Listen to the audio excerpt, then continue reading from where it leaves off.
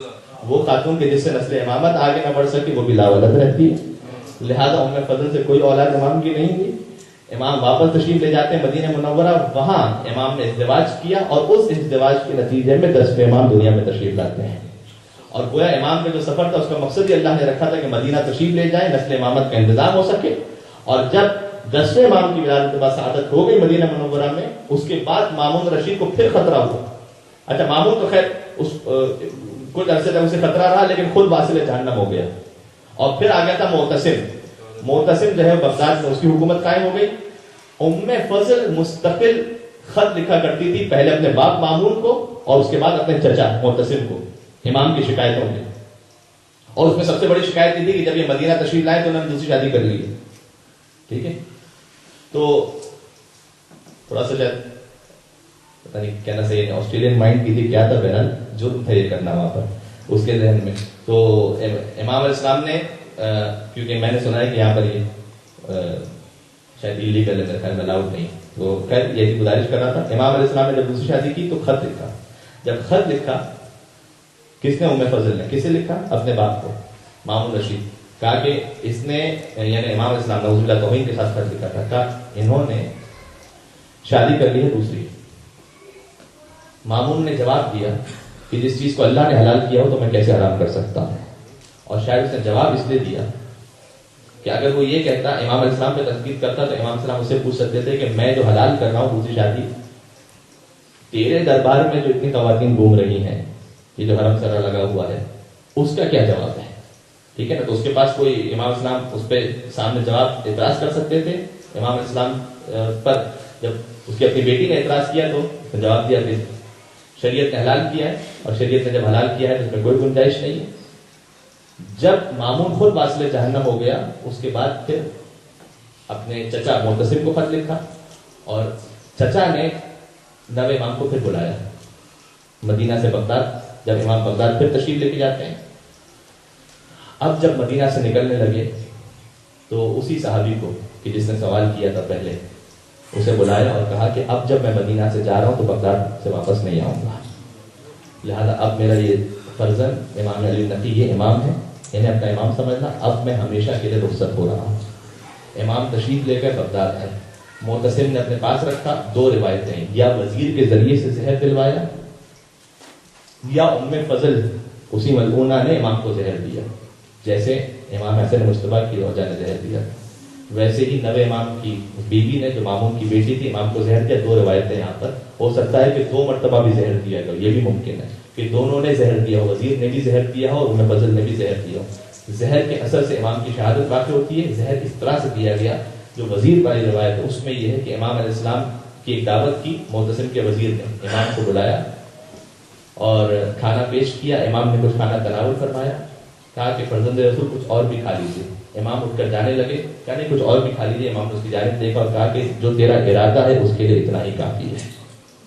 امام اپنے مقام سے اٹھے. بہار الانوار میں علامہ مجلسی نے لکھا ہے, یہ جو ہم ہمیشہ سن لیتے ہیں نا کہ امام کو زہر دیا گیا, امام کی شہادت ہو گئی, ایک جملہ, یہ سرسری بات نہیں ہے. بہار الانوار میں علامہ مجلسی نے لکھا کہ 90 امام کا جو زہر تھا وہ اتنا شدید تھا کہ مولا ایسے تڑپ رہے تھے کہ جیسے کسی مچھلی کو پانی سے نکال دیا جائے وہ تڑپا کرتی ہے.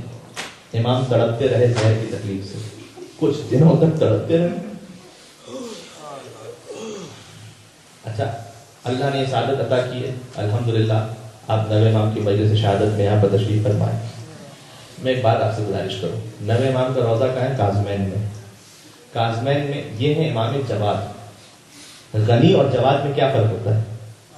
غنی اور جواد میں عربی زبان میں کیا فرق ہوتا ہے؟ غنی وہ ہوتا ہے کہ جو اتنا عطا کرے جتنا سامنے والے کو ضرورت ہو. جواد وہ ہوتا ہے کہ جو ضرورت سے بہت بڑھ کر عطا کرنے والا ہو, اسے جواد کہتے ہیں. تو یہ امام غنی نہیں ہے, امام جواد ہے. اور امام جواد کے بارے میں خاص روایت ہے, مجھے بہت سارے مومنین نے کہا ہے, اور یہاں کے علاوہ بھی رزق کے بارے میں جو مومنین پریشان ہوتے ہیں, 90 امام کے بارے میں خاص حدیث ہے کہ اگر ان کے صدقے میں رزق کی دعا کی جائے تو وہ ضرور قبول ہوتی ہے. خاص حدیث. چھٹے امام کے وسیلے سے آپ رزق کی دعا کریں وہ بھی ٹھیک ہے, مولا علی سے مانگیں وہ بھی ٹھیک ہے, مولا حسین سے دعا کریں وہ بھی ٹھیک ہے, لیکن 90 امام کے بارے میں خاص روایت ہمارے پاس 10वें इमाम نے ارشاد فرمایا کہ جو میرے بابا کے صدقے میں اللہ سے رزق طلب کرے گا اللہ اسے ضرور عطا فرمائے گا.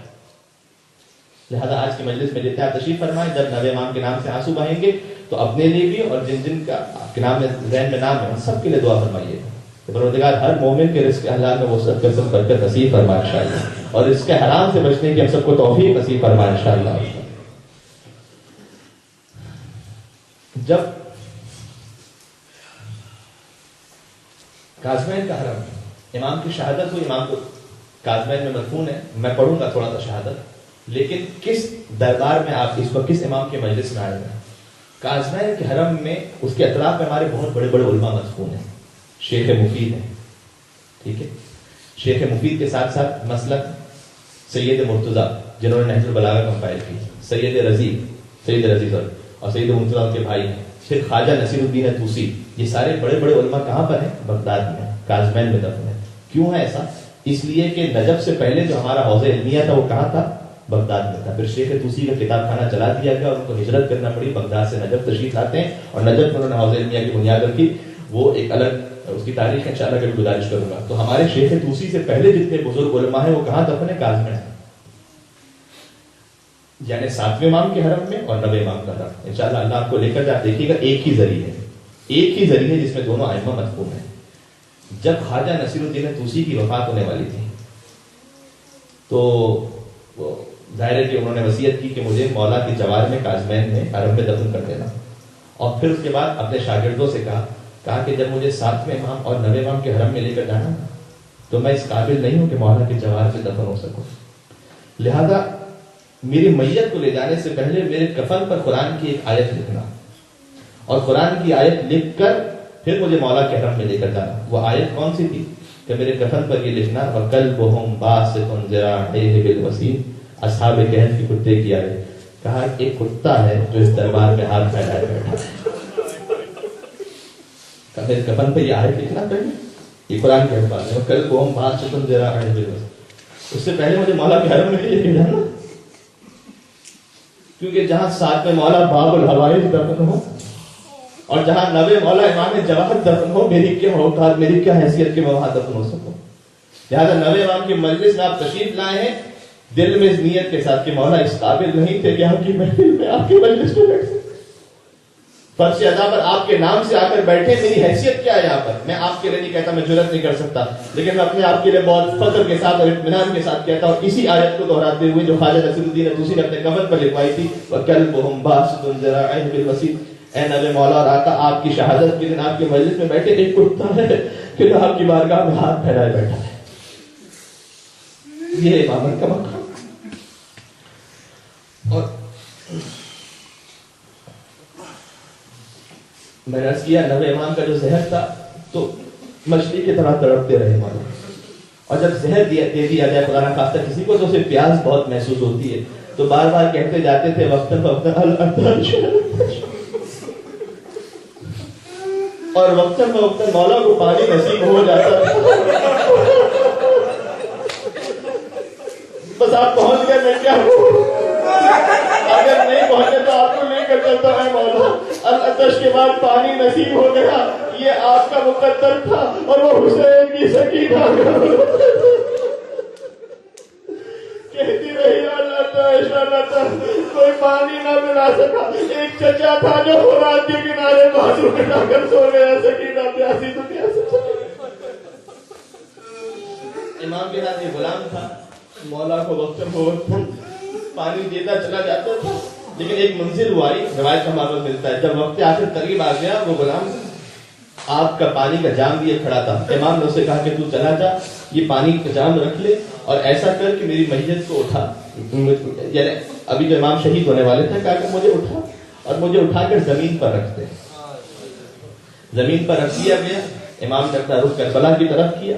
یہ ہر امام کی سیرت میں ہمیں ملتا ہے. وقت آخر جب دنیا سے جا رہے ہوتے تھے نا, تو اپنے جد کے مسائل کو یاد کرتے ہوئے کہتے تھے السلام علیکم. امام سلام کرتے ہیں السلام علیکم یا ابا عبداللہ, اور راوی کہتے رہے دیکھا مولا کی آنکھوں سے آنسو جاری ہو گئے. مولا کی آنکھوں سے 25 برس کا سن ہے, 25 برس کا سن ہے, لیکن ذات اتنا طاری تھا کہ جسم پر کپکپاہٹ طاری تھی, جوانی میں یہ عالم یا نوے امام کا میں نے دیکھا ہے، یا کربلا آپ کو لے کر چلو میرا بیمار ہے،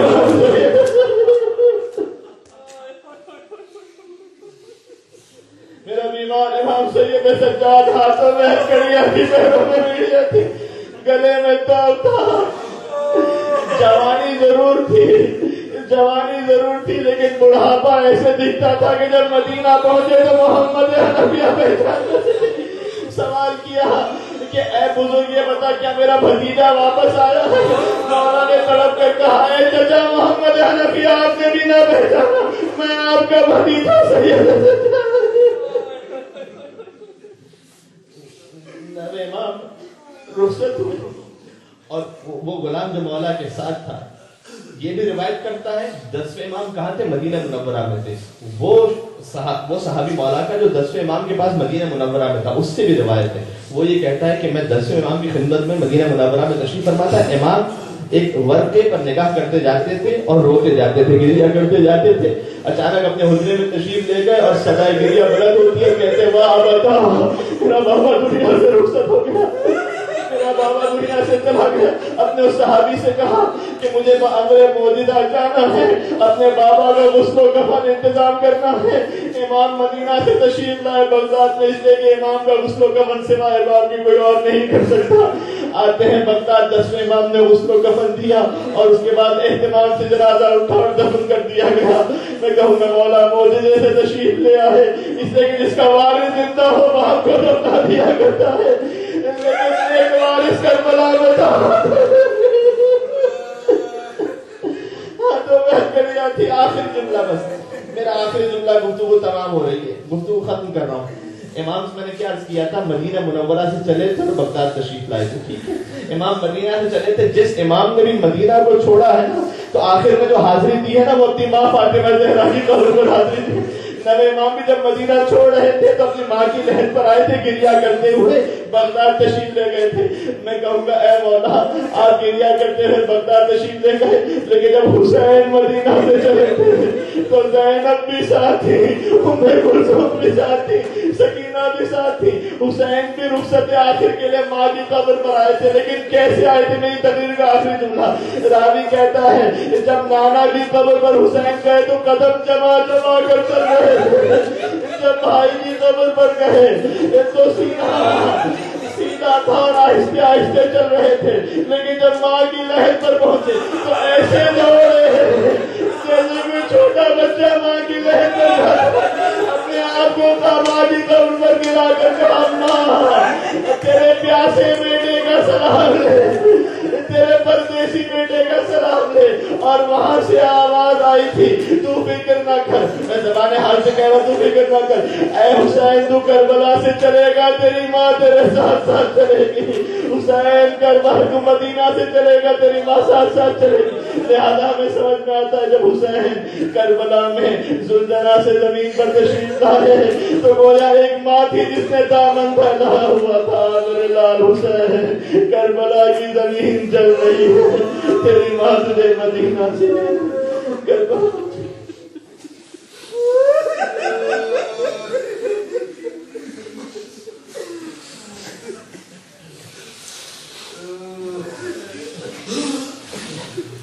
چونکہ آپ کی آنکھوں میں آنسو ہے اور آپ نے گریا کیا،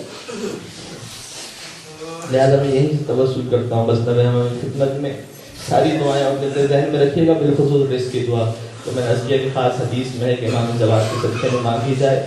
اور میں یہاں پر چونکہ ذاتی طور پر میں وہاں رہ چکا ہوں، لہٰذا محسوس کرتا ہوں اس درد کو کہ پروردگار شاید یہاں حالات پھر بھی نسبتاً مناسب ہوں جہاں سے میں آ رہا ہوں. پروردگار مومنین پر بہت سارے مومنین حالات بہت سخت ہیں. پاکستان میں حرام کمانا پھر آسان ہے لیکن حلال کمانا مشکل ہوتا چلا جا رہا ہے.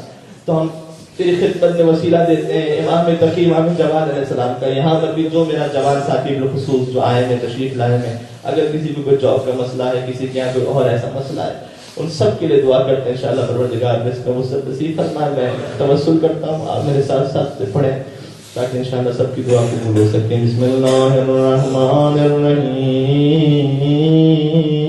یا ابا جعفر یا محمد بن علی أيها التقي الجواد يا ابن رسول الله يا حجة الله على خلقه يا سيدنا مولانا إنا توجهنا واستشفعنا وتوسلنا بك إلى الله وقدمناك بين يدي حاجاتنا يا وجيها عند الله اشفع ہر ایک کے لیے مل کے انشاءاللہ سب کی دعا کرو يا وجيها عند الله اشفع لنا عند الله. توسل ابھی کرتے ہیں ایک دو میں اور آپ کو یاد دلا دوں. انس کے نبی امام مدینہ سے چلے بغداد تشریف لائے, وہاں پر شہید ہو گئے. آج جب انشاءاللہ آپ کو اللہ نصیب کرے گا آزمین تشریف لے جائیں, وہاں پر عظیم الشان حرم ہے, زری ہے, گنبد ہے, لیکن یہ مولا اپنی ماں سے ودا کر کے مدینہ سے تشریف لائے تھے. اس ماں کی قبر پر کوئی چراغ چلانے والا نہیں. مدینہ منورہ میں فاطمہ زہرا کی قبر ہے. آپ یہاں بیٹھ کر نبی امام کی مجلس کر رہے ہیں, لیکن کسی کو مدینہ میں فاطمہ زہرا کا نام لینے کی اجازت نہیں ہے. کوئی وہاں کھڑے ہو کر زیارت نہیں پڑھ سکتا, کوئی یا فاطمہ زہرا نہیں کہہ سکتا. تو جیسے نبی امام کا مزار آباد ہے کازمین میں, ویسے مدینہ منورہ کے جنت البقیع کے ویران مزارات کی تعمیر کی اسباب کے لیے انشاءاللہ, اور جتنے وہاں پر فاسقین موجود ہیں, جتنے منافقین ہیں, سب جلد سے جلد واصل جہنم ہو انشاءاللہ. اور سب کی نیست نابودی کے لیے سب مل کر یا وجیہ میرے ساتھ ساتھ پڑھیں گے. یا وجیہ عند اللہ اشفع لنا. آخری ظہور امام زمان کے یا وجیہ عند اللہ اشفع لنا عند اللہ بحق فاطمة وأبيها وبعلها وبنيها والسر المستودع فيها.